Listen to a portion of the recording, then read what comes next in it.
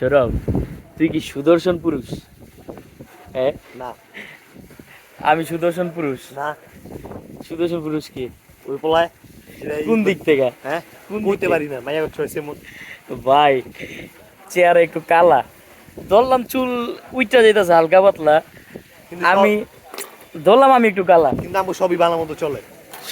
ছোট ভাইটা তো সুন্দর আছিল, ওরে তাইলে লয়া যেতি, তোরা একটু সুদর্শন পুরুষের অ্যাওয়ার্ড দিতি। এই বেটারে কেমনে কি ভাই?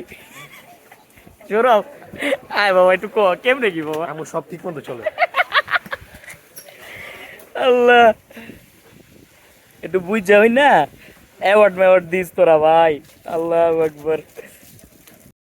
দোকানে আজেরে বইয়া থাকতে থাকতে আর ভাল লাগতেছে না, বুঝছেন, বেচা কিনি নাই তো।